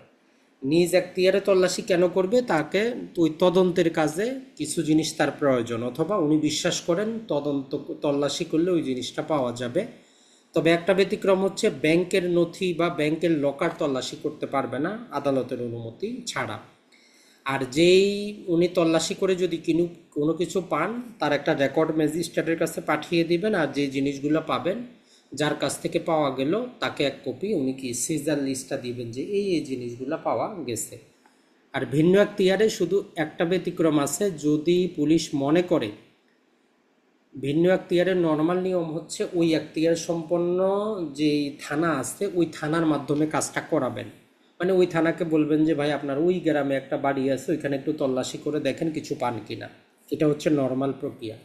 কিন্তু পুলিশ যদি মনে করে না জরুরি করা প্রয়োজন বা তাদেরকে জানানো যাবে না, তারাও যোগসাজসী, তাহলে ওই যে ঢাকার পুলিশ গিয়ে সরাসরি রংপুরে গিয়ে তল্লাশি করে আসতে পারে। তাহলে পুলিশ তল্লাশি রিলেটেড দুইটা সেকশন আছে, ওগুলো আমাদের অতটা গুরুত্বপূর্ণ না, আপনি বাদ দিতে পারেন। এখন আসি 167, এইটা আবার সবচেয়ে বেশি গুরুত্বপূর্ণ, এটা আপনাকে মনে রাখতে হবে সব সময়। সেটা হচ্ছে 167।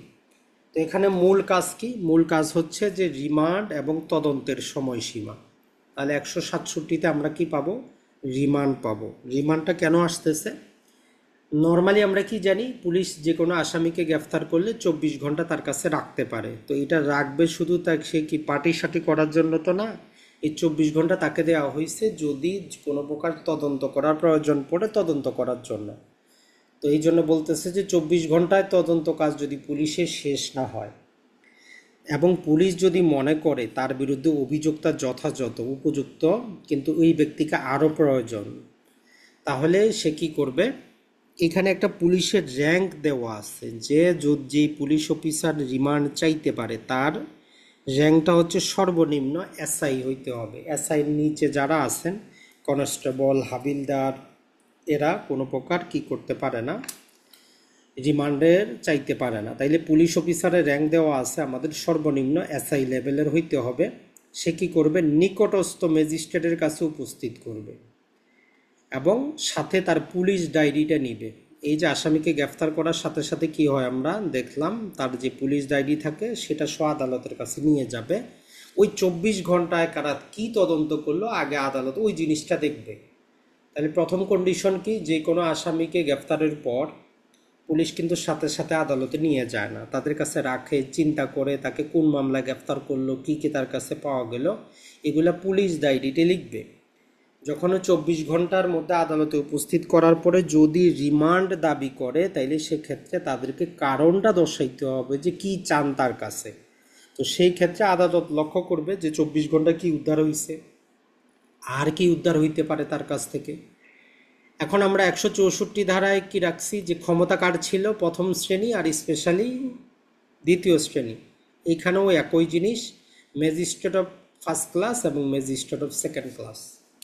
তাহলে প্রথম শ্রেণী অথবা দ্বিতীয় শ্রেণী এরাই শুধুমাত্র রিমান্ডের আবেদন মঞ্জুর করতে পারে।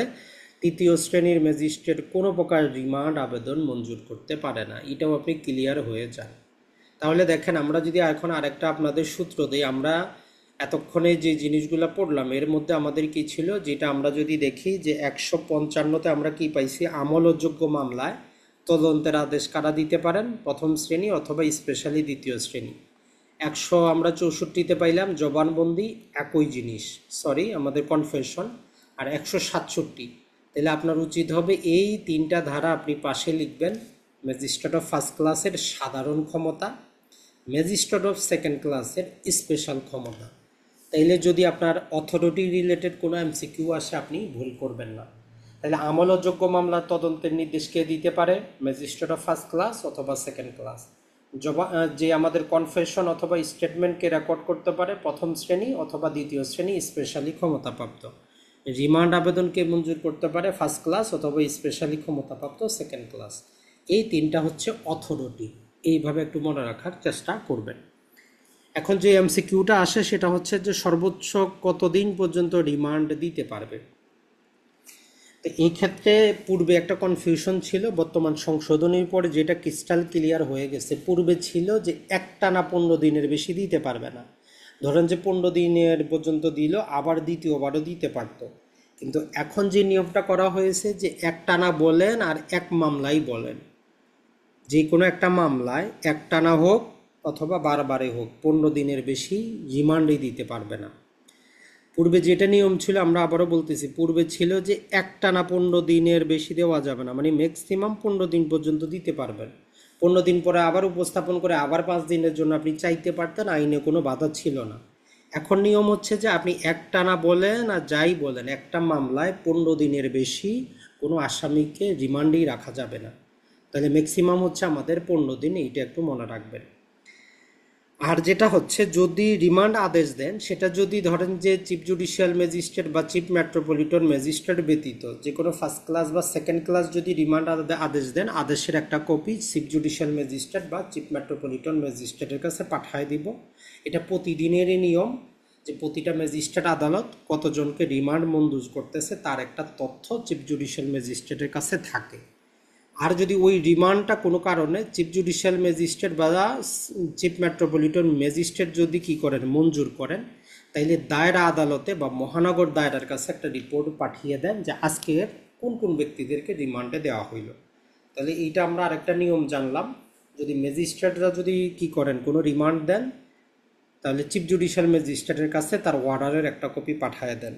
আর যদি চিফ জুডিশিয়াল ম্যাজিস্ট্রেট নিজে রিমান্ড মঞ্জুর করেন, দায়রা আদালতে একটা কপি পাঠান যে এই আসামিকে এই মামলায় এতদিনের রিমান্ড মঞ্জুর করা হয়েছে।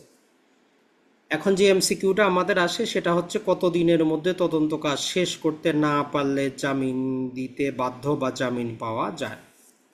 নর্মাল নিয়ম হচ্ছে 120 দিনের মধ্যে তদন্ত কাজ শেষ করতে হবে, এইটা এমসিকিউ 120 দিন।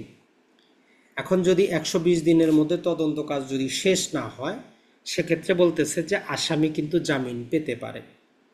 এখন এই জামিনের ক্ষেত্রে দুইটা আবার কন্ডিশন, একটা হচ্ছে উনি কি অপরাধ করেছেন, মৃত্যুদণ্ডযুক্ত অপরাধ করেছেন, যাবজ্জীবন সাজাযুক্ত বা 10 বছরের কম যদি হয়, তাহলে এখানে বলতেছে যে ম্যাজিস্ট্রেট কি করবেন, তাকে জামিন দিয়ে দিবেন। তাহলে 10 বছরের কম সাজাযুক্ত মামলায় যদি 120 দিনের মধ্যে ইনভেস্টিগেশন শেষ না হয়, তাহলে আসামিকে জামিন দিয়ে দিবেন। কিন্তু যদি এর বেশি হয়, মানে মৃত্যুদণ্ড, যাবজ্জীবন বা 10 বছরের বেশি সাজাযুক্ত অপরাধ হইলে ম্যাজিস্ট্রেট জামিন দিতে পারবেন না, ওই জামিনটা দায়রা আদালত বা দায়রা জজ কর্তৃক জামিনটা দিতে হবে। তাহলে আমরা আরেকটা জিনিস এখানে জানলাম, যে একজন আসামি তদন্তকালীন সময়ে জামিন পাবে কি পাবে না, কোন আদালত থেকে পাবে, এটা দুইটা ক্যাটাগরিতে বিভক্ত। যদি 10 বছরের কম সাজাযুক্ত হয়, ম্যাজিস্ট্রেটই জামিন দিয়ে দিতে পারে। যদি 10 বছরের বেশি সাজাযুক্ত হয়, তাহলে ওই ম্যাজিস্ট্রেট পারবে না, আপনার উচিত হবে দায়রা আদালতের কাছে গিয়ে জামিন আবেদন চাওয়া। তবে এক্ষেত্রে দুইটা ব্যতিক্রম আছে, ওই যে আমরা ডাকাতির মামলা পাবো পেনাল কোডে 400, সম্ভবত 401, এই যে ডাকাতির মামলা রিলেটেডের ক্ষেত্রে এগুলো প্রযোজ্য না। ডাকাতির মামলা ইনভেস্টিগেশনের ক্ষেত্রে 120 দিনে না হইলে ডাকাতরা জামিন পাওয়ার যোগ্য না, এটা মনে রাখবেন। আর যেটা হচ্ছে, যদি আমরা দেখি, একটা জিনিস এবারে করা হয়েছে যে রিমান্ডে নেওয়ার আগে এবং রিমান্ড থেকে আসার পরে তাদের মেডিকেল করানো বাধ্যতামূলক। তাহলে আমরা গ্রেফতারের নিয়ম কানুন নতুন জানি, আর এক্ষেত্রে এটা অ্যাড করে দেওয়া হয়েছে যে যদি আসামিকে রিমান্ডে নেওয়া হয়, তাহলে নেওয়ার আগে এবং রিমান্ড শেষে তার মেডিকেল করা বাধ্যতামূলক, বা শারীরিক অবস্থাটা কেমন। এখন যদি 15 দিন তো রিমান্ড দিল, এরপরেও যদি রিমান্ডের প্রয়োজন হয়, তখন কি করা হবে। এখানে বলতেছে যে আমরা ফিজিক্যাল পুলিশ রিমান্ড দিতে পারবো না, এটা জুডিশিয়াল কাস্টাডিতে, ওই যে বলে যে দেখবেন সংবাদপত্রে জেল ঘেটে জিজ্ঞাসাবাদের আদেশ দেওয়া হয়েছে, মানে আর পুলিশ রিমান্ড আমরা দিচ্ছি না, কিন্তু ব্যক্তির রিমান্ড প্রয়োজন, তো আদালত জুডিশিয়াল কাস্টাডিতে পাঠাবে, মানে জেলখানায় পাঠাবে, পুলিশকে বলবে আপনার যা কিছু জানার তাকে জেল ঘেটে জিজ্ঞাসা করেন, আপনার হেফাজতে আর আমরা দিচ্ছি না।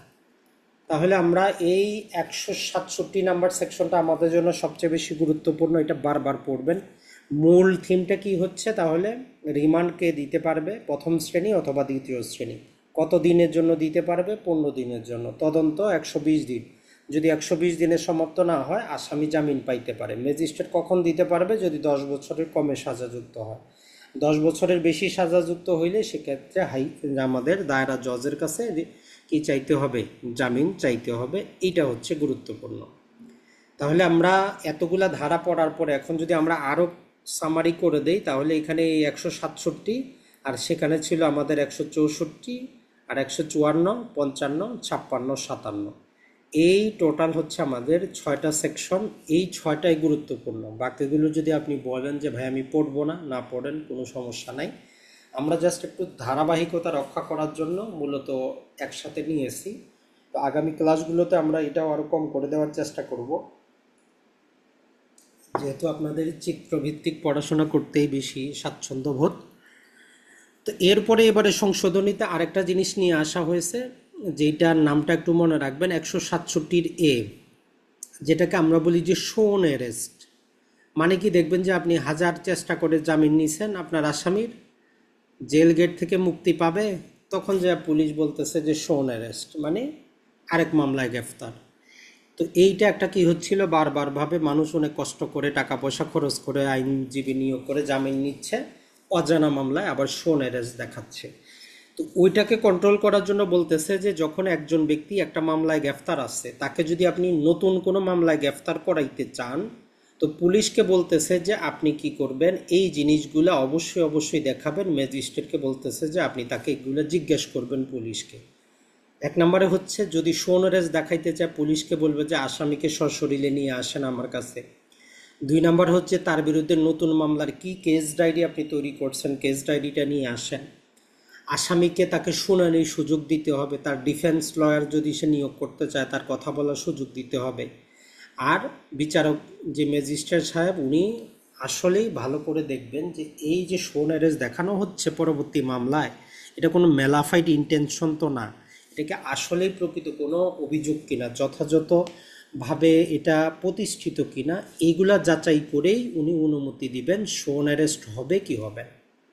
তাহলে এমসিকিউ আসতে পারে, শোন অ্যারেস্ট কত ধারায় আছে? 167 ধারায় আছে।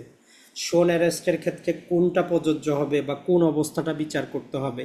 তাহলে আসামিকে সশরীরে হাজির করতে হবে, কেস ডায়েরি জমা করতে হবে, আসামিকে শুনানির সুযোগ দিতে হবে, এবং ম্যাজিস্ট্রেট সন্তুষ্ট হবেন যে আবেদনটা যথাযথভাবে করা হয়েছে শোন অ্যারেস্টে।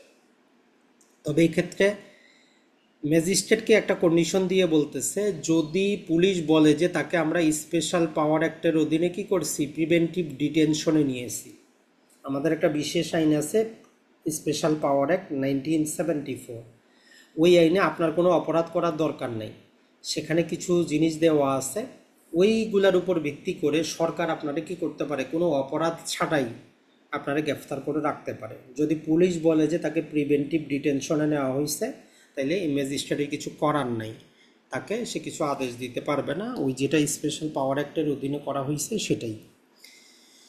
এখন যদি আমরা দেখি, যদি ম্যাজিস্ট্রেট সাহেব দেখেন যে পুলিশ বেআইনিভাবে তাকে আটক করে রেখেছে, তাহলে কি করতে পারবে, ওই যে দণ্ডবিধির 220 ধারা মোতাবেক, যেখানে আমরা জানি পাবলিক সার্ভেন্ট যদি কি করে, আইনের বিরুদ্ধে কাজ করে, 220 ধারা মোতাবেক তার বিরুদ্ধে ব্যবস্থাটা নিবে। তাহলে এই 167 এর মধ্যে আমরা শুধু হেডিংটা যদি মনে রাখি তাতেও যথেষ্ট, যে শোন অ্যারেস্ট কত ধারায় আছে। শোন অ্যারেস্ট মানে হচ্ছে যিনি অলরেডি একটা মামলায় গ্রেফতার, তাকে আরও নতুন নতুন মামলায় গ্রেফতার দেখানো। এরপরে যদি আমরা দেখি, সেটা হচ্ছে 169টা, শুধু এতটুকু আমরা মনে রাখতে পারি যে পুলিশ যদি চায় তদন্ত করার পরে যে একজন আসামির বিরুদ্ধে উপযুক্ত কোনো তথ্য প্রমাণ নাই, তাহলে তাকে পুলিশই কি করতে পারে, জামিন দিয়ে দিতে পারে। যদিও নর্মালি বাংলাদেশের পুলিশ কিন্তু জামিন দিতে চায় না, তাহলে পুলিশের জামিন দেওয়ারও ক্ষমতা আছে 169 ধারার অধীনে। 170 যেটা বলে, যদি পুলিশ তদন্ত করে দেখে যে আসামির বিরুদ্ধে কি আছে, তথ্য প্রমাণ যথেষ্ট আছে, সন্দেহের কারণ আছে, তাইলে তাকে কি করবে, ম্যাজিস্ট্রেটের কাছে পাঠাবে। আর যেটা বলতেছে সেটা, যে এই ম্যাজিস্ট্রেটের কাছে পাঠানোর ক্ষেত্রে বলতেছে যে 170 অধীনেও পুলিশ জামিনযোগ্য অপরাধ হইলে জামিন দিয়ে দিতে পারে। তাহলে আমরা দুইটা ধারায় পুলিশের জামিনের ক্ষমতা পাচ্ছি। 169 যদি তথ্য প্রমাণ উপযুক্ত না হয়, পুলিশ মুচলেখা নিয়ে আসামিকে জামিন দিয়ে দিতে পারে। জামিন মানে হচ্ছে কন্ডিশনযুক্ত, যে আদালত ডাকলে আপনাকে যাইতে হবে। আর 170 অধীনে অপরাধের অস্তিত্ব আছে, কিন্তু অপরাধগুলা বেইলেবল ধারায়, তাহলে আদালতেরও দরকার নাই, ওই পুলিশ চাইলেই তাকে কি করতে পারে, জামিন দিতে পারে মুচলেখা দিয়ে। তবে বর্তমান বাংলাদেশে দুঃখের বিষয় হচ্ছে যে দুইটার কিন্তু প্রচলন নাই। এখন আসি আমরা 172। 171-এর আমাদের কোনো কাজ নাই। 172-এর মূল জিনিসটা হচ্ছে ওই যে এতক্ষণ আমরা বলতেছি পুলিশ ডায়েরি বা কেস ডায়েরি, দুটো একই জিনিস।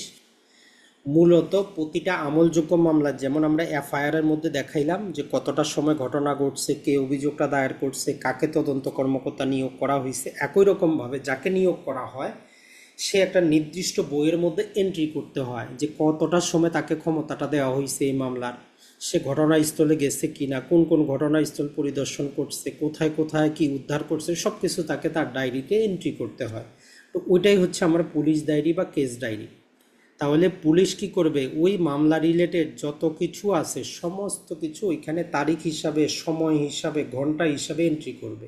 যে সকাল 10টার দিকে আমি গেছি, 12টার দিকে আসছি, তার বাসার থেকে এইটা এইটা এন্ট্রি উদ্ধার করা হয়েছে, সমস্ত কিছু কাকে কাকে জিজ্ঞাসাবাদ করছে, সমস্ত কিছু ওই পুলিশ ডায়েরিতে থাকবে। তাহলে পুলিশ ডায়েরি হচ্ছে কি মামলার বাস্তব, যদি আমরা বলি বাস্তব একটা দৃশ্য।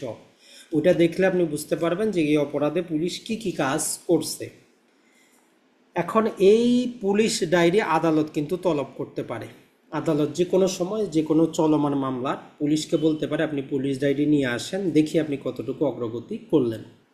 তবে আসামি কিন্তু এই ডায়েরি চাইতে পারে না, আসামি পক্ষ এই ডায়েরি চাইতে পারে না, আইনে কোনো সুযোগ নাই। তবে ব্যতিক্রম আছে। ব্যতিক্রম কখন, আমরা যেটা বললাম ওই যে 145 ধারা যখন কন্ট্রাডিকশন করব, এইটা ছাড়া 161 ধারার অধীনে যখন মেমোরি রিফ্রেশ করে অপরপক্ষের উপর ক্ষমতা যায়, উনি জানতে পারবেন যে কি কি মেমোরি রিফ্রেশ করা হয়েছে।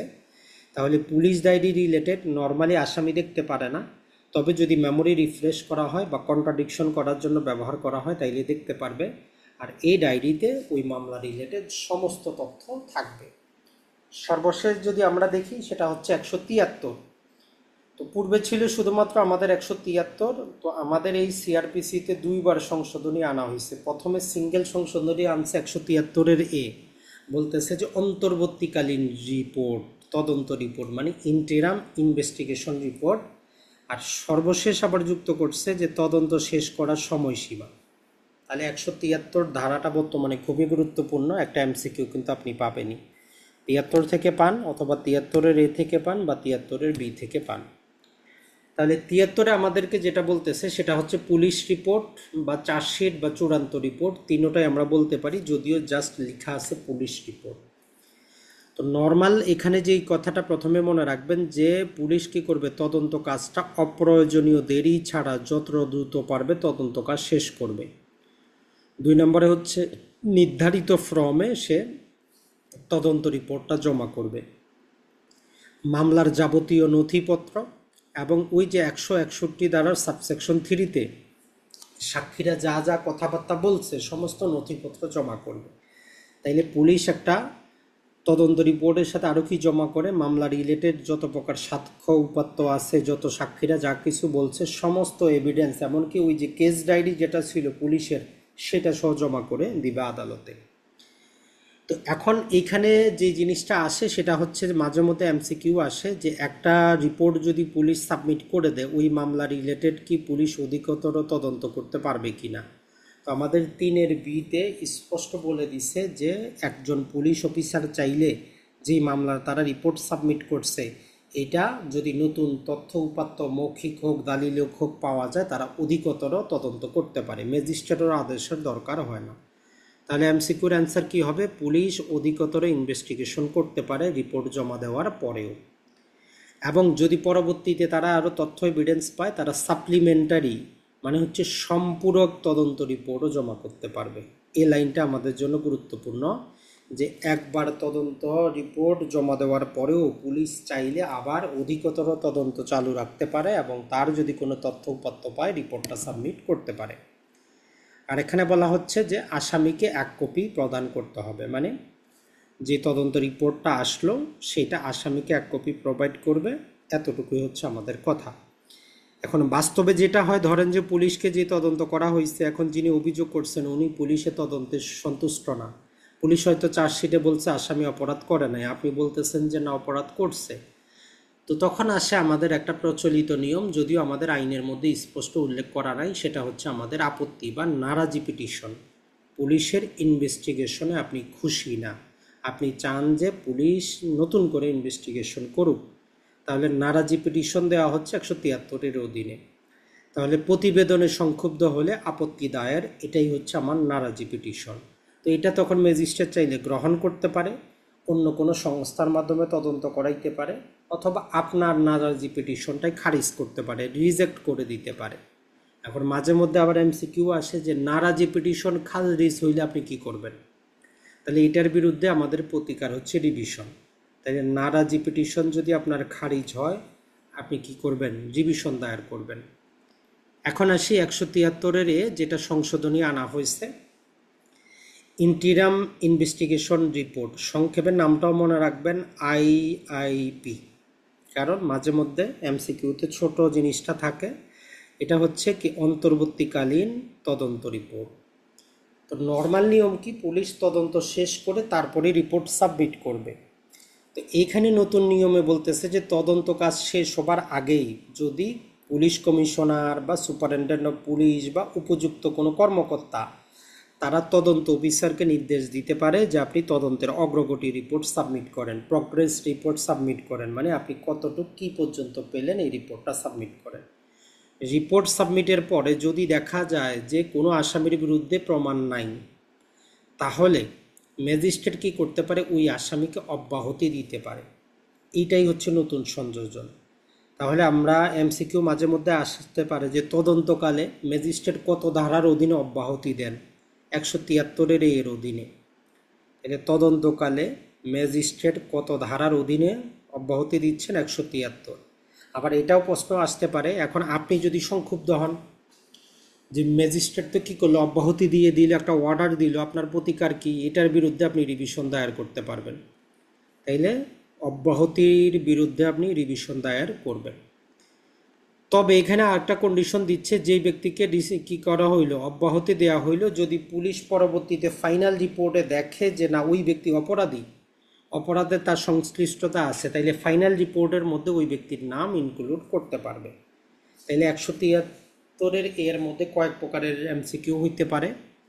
একটা হচ্ছে আপনাকে ধারা নাম্বারটা জিজ্ঞেস করতে পারে যে ইন্টিরাম ইনভেস্টিগেশন রিপোর্ট কত ধারায় আছে, 173-এর 173-এর এর অধীনে কি করেন, ম্যাজিস্ট্রেট অব্যাহতি দেন।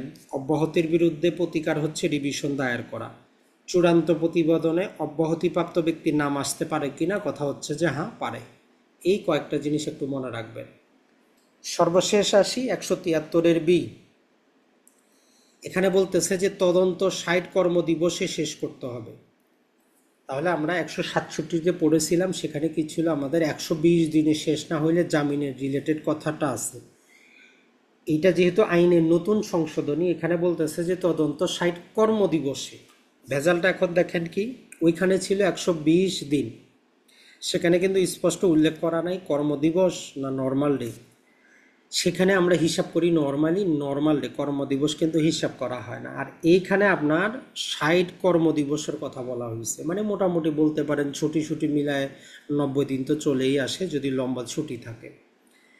যদি 60 কর্মদিবসে শেষ করতে না পারে, তাহলে পুলিশ কি করবে, লিখে কেস ডায়েরি সহ ম্যাজিস্ট্রেটের কাছে আবেদন করবে সময় বাড়ানোর জন্য।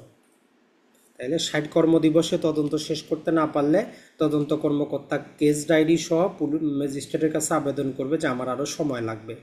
ম্যাজিস্ট্রেট যদি উপযুক্ত মনে করে তাকে সময় বাড়ায় দিবেন, আর না হইলে নতুন কোনো তদন্ত কর্মকর্তা নিয়োগ করে দিবেন। এবং যদি উনি মনে করেন যেই কর্মকর্তা ওই তদন্ত করতে পারে নাই, ওইটার ব্যাপারে তার নিজস্ব ত্রুটি বিচ্যুতি আছে, তাহলে এই যে তদন্ত কর্মকর্তার এটা একটা অদক্ষতা এবং অসদাচরণ হিসাবে গণ্য হবে। এবং এই যে কর্মকর্তাদের যে অ্যানুয়াল একটা কি থাকে, সবারই একটা বই থাকে, যেমন সরকারি চাকরিতে প্রমোশনের ক্ষেত্রে বছরে কোন কে কাজটা করলো, কী করলো, ভালোভাবে করছে কিনা, তাদের একটা গোপনীয় প্রতিবেদন আসে বাৎসরিক। ওই প্রতিবেদনে এটা এন্ট্রি করা থাকবে যে পুলিশ অফিসার অদক্ষ, সে অসদাচরণ করেছে।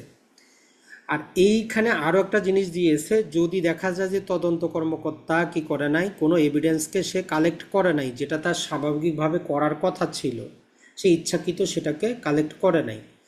কোনো আসামির নাম দেওয়ার দরকার ছিল, ইচ্ছাকৃতভাবে ওই আসামিটাকে সে বাদ দিয়েছে। অথবা কোনো সাক্ষীকে ডেকে তার সাক্ষ্য নেওয়ার দরকার ছিল, কিন্তু সে ওই সাক্ষ্যটা নেয় নাই। এই কাজগুলোকে আইনের ভাষায় একটা মিসকন্ডাক্ট হিসাবে গণ্য করা হবে। তাহলে আমরা কি পাইলাম, যদি প্রমাণ সংগ্রহ না করে, কাউকে যদি আসামি থেকে বাদ দেয়, কোনো সাক্ষী যাকে স্বাভাবিকভাবে ডাকার কথা তাকে ডেকে যদি সাক্ষ্য গ্রহণ করা না হয়, আমরা ধরে নিব ওই তদন্ত কর্মকর্তা একটা মিসকন্ডাক্ট করেছেন। এইটা তার ওই যে অ্যানুয়াল রিপোর্টে থাকবে।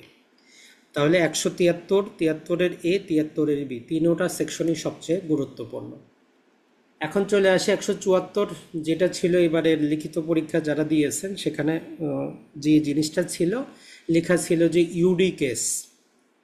তো অনেকে নামটাই শোনেন না, এই সংক্ষেপে নামটা ব্যবহার করা হয়।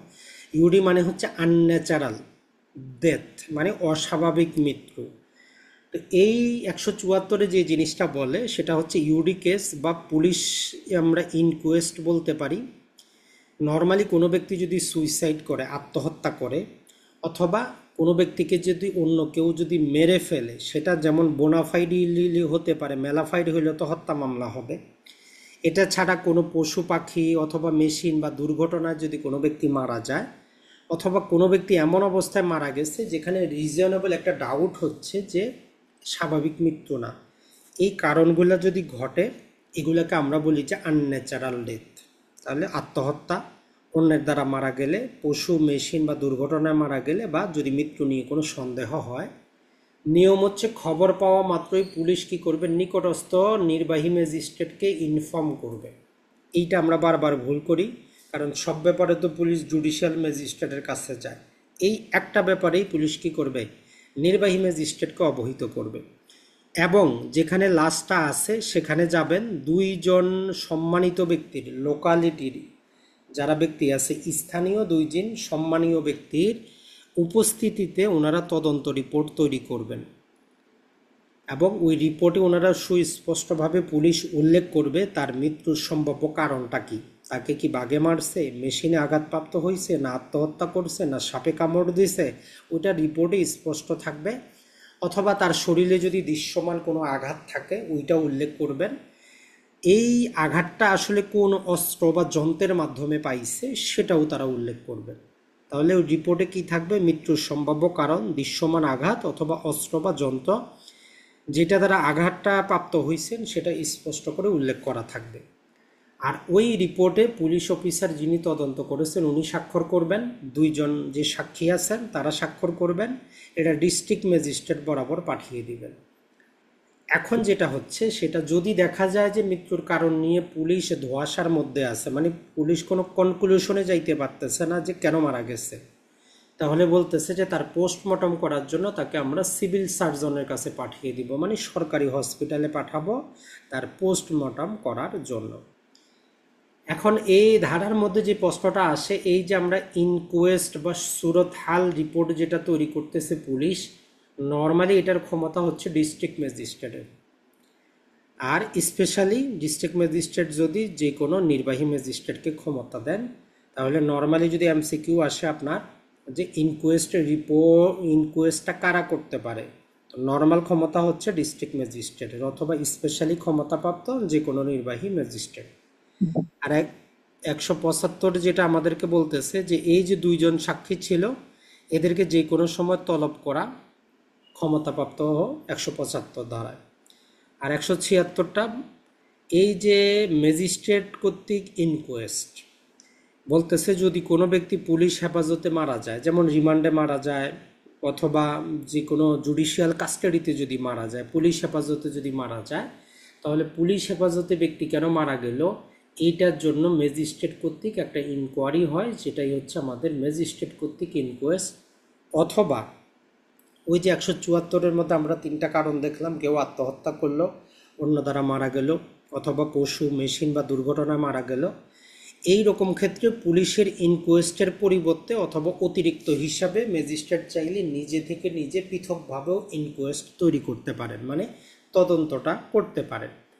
আর এই ধারার মধ্যে আমাদের 176-এর সাবসেকশন 2 বলে যদি ওই লাশটাকে দাফন করা হয় তাহলে ওই ম্যাজিস্ট্রেট কি করতে পারবেন, লাশটাকে কবর থেকে উত্তোলন করে তার মারা যাওয়ার প্রকৃত কারণটাকে এটা নির্ধারণ করার ক্ষমতা রাখেন। তো এমসিকিউ যদি আপনার আসে যে লাশ উত্তোলনের ক্ষমতা কার, এটা হচ্ছে আমাদের ডিস্ট্রিক্ট ম্যাজিস্ট্রেটের, আর স্পেশালি ক্ষমতাপ্রাপ্ত এক্সিকিউটিভ ম্যাজিস্ট্রেট। এই 76 নাম্বারটা আমাদের জন্য গুরুত্বপূর্ণ, এইটা একটু মনে রাখবেন যে কবর থেকে লাশ উত্তোলন ডিস্ট্রিক্ট ম্যাজিস্ট্রেট অথবা স্পেশালি ক্ষমতাপ্রাপ্ত এক্সিকিউটিভ ম্যাজিস্ট্রেট। আর এটা নিয়ে আপনার কোনো টেনশনের কারণ নাই। নর্মাল এক্সিকিউটিভ ম্যাজিস্ট্রেটের মধ্যে তিনটা শ্রেণী থাকে, একটা হচ্ছে ডিএম, একটা হচ্ছে এডিএম, আর একটা হচ্ছে ইএম। মানে ডিএম মানে ডিস্ট্রিক্ট ম্যাজিস্ট্রেট, তাকে সহায়তা করার জন্য একজন, আর মাঠ পর্যায়ে থাকে একাধিক যে আমাদের এক্সিকিউটিভ ম্যাজিস্ট্রেট, তাহলে এইগুলা হচ্ছে আমাদের আনন্যাচারাল ডেথ। তাহলে ইউডি কেস হচ্ছে আমাদের 174-এর মধ্যে। তো আশা করি আমরা এই যে আমাদের সেকশনগুলো ছিল 154 থেকে, মোটামুটি এটা খুবই গুরুত্বপূর্ণ, তো এই জন্য আমরা এখানে বাদ দেই নেই। না হলে আজকে আমাদের টার্গেট ছিল যে আরো লম্বা চড়া যাওয়ার, তো আগামী ক্লাসে আমরা অনেক লম্বা চড়া যাব। তো এই জন্যই আজকে এ পর্যন্তই।